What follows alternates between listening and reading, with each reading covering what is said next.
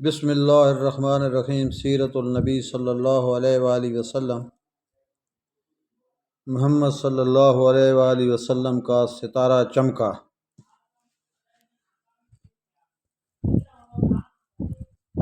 ملک شام کا ایک یہودی ایس مکہ سے کچھ فاصلے پر رہتا تھا۔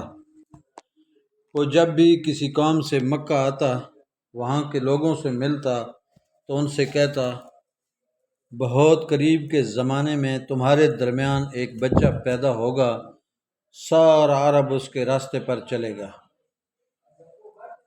اس کے سامنے ذلیل اور پست ہو جائے گا، وہ عجم اور اس کے شہروں کا بھی مالک ہو جائے گا، یہی اس کا زمانہ ہے۔ جو اس کی نبوت کے زمانے کو پائے گا اور اس کی پیروی کرے گا، وہ اپنے مقصد میں کامیاب ہوگا۔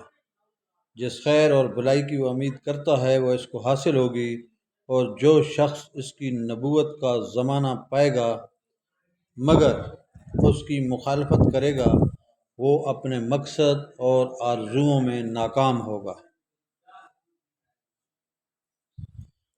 مکہ معظمہ میں جو بھی بچہ پیدا ہوتا، وہ یہودی اس بچے کے بارے میں تحقیق کرتا اور کہتا، ابھی وہ بچہ پیدا نہیں ہوا۔ آخر جب نبی کریم اس دنیا میں تشریف لائے تو حضرت عبدالمطلب اپنے گھر سے نکل کر اس یہودی کے پاس پہنچے۔ اس کی عبادت گاہ کے دروازے پر پہنچ کر انہوں نے آواز دی۔ ایس نے پوچھا، کون ہے؟ انہوں نے اپنا نام بتایا، پھر اس سے پوچھا، تم اس بچے کے بارے میں کیا کہتے ہو؟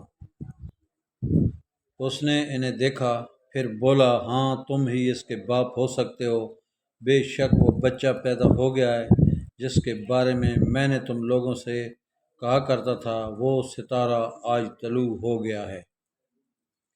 جو اس بچے کی پیدائش کی علامت ہے، اور اس کی علامت یہ ہے کہ اس وقت اس بچے کو درد ہو رہا ہے، یہ تکلیف اسے 3 دن رہے گی اور اس کے بعد یہ ٹھیک ہو جائے گا۔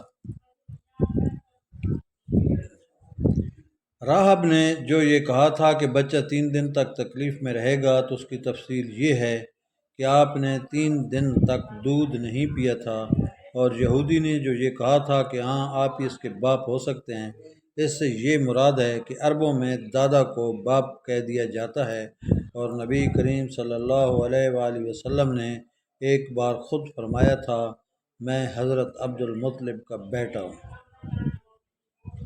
یہودی نے عبدالمطلب سے یہ بھی کہا تھا، اس بارے میں اپنی زبان بند رکھنا، یعنی کہ کسی کو کچھ نہ بتائیں، ورنہ لوگ اس بچے سے زبردست حسد کریں گے، اتنا حسد کریں گے کہ آج تک کسی نے نہیں کیا، اور اس کی اس قدر سخت مخالفت ہوگی کہ دنیا میں کسی اور کی اتنی مخالفت نہیں ہوئی۔ پوتے کے متعلق یہ باتیں سن کر عبدالمطلب نے ایس سے پوچھا، اس بچے کی عمر کتنی ہوگی؟ یہودی نے اس سوال کے جواب میں کہا، اگر اس بچے کی عمر تبھی ہوئی تو بھی 70 سال تک نہیں ہوگی، بلکہ اس سے پہلے ہی 61 یا 63 سال کی عمر میں وفات ہو جائے گی، اور اس کی امت کی اوسط عمر بھی اتنی ہوگی، اس کی پیدائش کے وقت دنیا کے بت ٹوٹ کر گر جائیں گے۔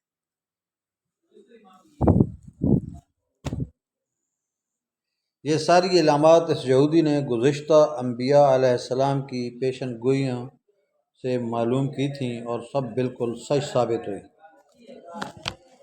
قریش کے کچھ لوگ عمرو بن نفیل اور عبداللہ بن حجش وغیرہ ایک بت کے پاس جایا کرتے تھے۔ یہ اس رات بھی اس کے پاس گئے جس رات آپ صلی اللہ علیہ وآلہ وسلم کی پیدائش ہوئی۔ انہوں نے دیکھا وہ بت اوندے منہ گرا پڑا ہے۔ ان لوگوں کو یہ بات بری لگی، انہوں نے اس کو اٹھایا، سیدھا کر دیا، مگر وہ پھر گر گیا۔ انہوں نے پھر اس کو سیدھا کیا اور پھر الٹا ہو گیا۔ ان لوگوں کو بہت حیرت ہوئی، یہ بات بہت عجیب لگی۔ تب اس بت سے آواز نکلی، یہ ایک ایسے بچے کی پیدائش کی خبر ہے جس کے نور سے مشرق اور مغرب میں زمین کے تمام گوشے منور ہو گئے ہیں۔ بت سے نکلنے والی آواز نے انہیں اور زیادہ حیرت زدہ کر دیا۔ اس کے علاوہ ایک واقعہ یہ پیش آیا کہ ایران کے شہنشاہ کسریٰ نوشیروان کا محل ہلنے لگا اور اس میں شگاف پڑ گئے۔ نوشیروان کا یہ محل نہایت مضبوط تھا، بڑے بڑے پتھروں اور چونے سے تعمیر کیا گیا تھا۔ اس واقعے سے پوری سلطنت میں دہشت پھیل گئی۔ شگاف پڑنے سے خوفناک آوازیں بھی نکلی تھیں۔ محل کے 14 کنگرے ٹوٹ کر نیچے آ گرے تھے۔ آپ کی پیدائش پر ایک واقعہ یہ پیش آیا کہ فارس کے تمام آتش کدوں کی وہ آگ بجھ گئی جس کی وہ لوگ پوجا کرتے تھے اور اس کو بجھنے نہیں دیتے تھے، لیکن اس رات میں ایک ہی وقت میں تمام کے تمام آتش کدوں کی آگ آنن فانن بجھ گئی۔ آگ کے پوجنے والوں میں رونا پیٹنا مچ گیا۔ کسریٰ کو یہ تمام اطلاعات ملیں تو اس نے ایک کاہن کو بلایا۔ اس نے اپنے محل میں شگاف پڑنے اور آتش کدوں کی آگ بجھنے کے واقعات اسے سنا کر پوچھا، آخر ایسا کیوں ہو رہا ہے؟ وہ کاہن خود تو جواب نہ دے سکا، تاہم اس نے کہا، ان سوالات کے جوابات میرا ماموں دے سکتا ہے، اس کا نام ستی ہے۔ نوشیروان نے کہا، ٹھیک ہے، تم جا کر ان سوالات کے جوابات لاؤ۔ وہ گیا، ستی سے ملا، اسے یہ واقعات سنائے۔ اس نے سن کر کہا، ایک عصا والے نبی ظاہر ہوں گے جو عرب اور شام پر چھا جائیں گے، اور جو کچھ ہونے والا ہے ہو کر رہے گا۔ اس نے یہ جواب کسریٰ کو بتایا۔ اس وقت تک کسریٰ نے دوسرے کاہنوں سے بھی معلومات حاصل کر لی تھیں، چنانچہ یہ سن کر اس نے کہا، تب پھر ابھی وہ وقت آنے میں دیر ہے، یعنی کہ ان کا غلبہ میرے بعد ہوگا۔ پیدائش کے 7ویں دن حضرت عبدالمطلب نے آپ کا عقیقہ کیا اور نام محمد صلی اللہ علیہ وآلہ وسلم رکھا۔ عربوں میں اس سے پہلے یہ نام کسی کا نہیں رکھا گیا تھا۔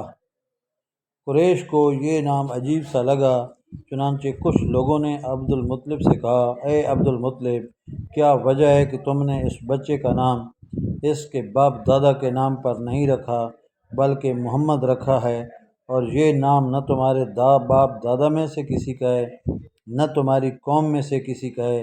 عبدالمطلب نے انہیں جواب دیا، میری تمنا ہے کہ آسمانوں میں اللہ تعالیٰ اس بچے کی تعریف فرمائیں اور زمین پر لوگ اس کی تعریف کریں۔ محمد صلی اللہ علیہ وآلہ وسلم کے معنی ہیں جس کی بہت زیادہ تعریف کی جائے۔ اس طرح والدہ کی طرف سے آپ کا نام احمد رکھا گیا۔ احمد نام بھی اس سے پہلے کسی کا نہیں رکھا گیا تھا۔ مطلب یہ کہ ان دونوں ناموں کی اللہ تعالیٰ نے حفاظت کی اور کوئی بھی یہ نام نہ رکھ سکا۔ احمد کا مطلب ہے سب سے زیادہ تعریف کرنے والا۔ علامہ سہیلی رحمۃ اللہ علیہ نے لکھا ہے، آپ احمد پہلے ہیں اور محمد بعد میں، یعنی آپ کی تعریف دوسروں نے بعد میں کی۔ اس سے پہلے آپ کی شان یہ ہے کہ آپ اللہ تعالیٰ کی سب سے زیادہ حمد و ثنا کرنے والے ہیں۔ پرانی کتابوں میں آپ کا نام احمد ذکر کیا گیا ہے۔ اپنی والدہ کے بعد آپ نے سب سے پہلے صوبیہ کا دودھ پیا۔ صوبیہ رضی اللہ تعالی عنہ نبی کریم صلی اللہ علیہ وآلہ وسلم کے چچا ابو لہب کی باندی تھیں۔ ان کو حضرت ابو لہب نے آپ کی پیدائش کی خوشی میں آزاد کر دیا تھا۔ صوبیہ نے آپ کو چند دن تک دودھ پلایا۔ انہی دنوں صوبیہ کے ہاں اپنا بیٹا پیدا ہوا تھا۔ آپ کی والدہ نے آپ کو صرف 9 دن تک دودھ پلایا۔ ان کے بعد صوبیہ نے پلایا۔ پھر دودھ پلانے کی باری حضرت حلیمہ سعدیہ رضی اللہ تعالی عنہا کی آئی۔ حضرت حلیمہ سعدیہ رضی اللہ عنہا اپنی بستی سے روانہ ہوئیں۔ ان کے ساتھ ان کا دودھ پیتا بچہ اور شوہر بھی تھے۔ حضرت حلیمہ سعدیہ رضی اللہ عنہا دوسری عورتوں کے بعد مکہ میں داخل ہوئیں۔ ان کا خچر بہت کمزور اور مریل تھا۔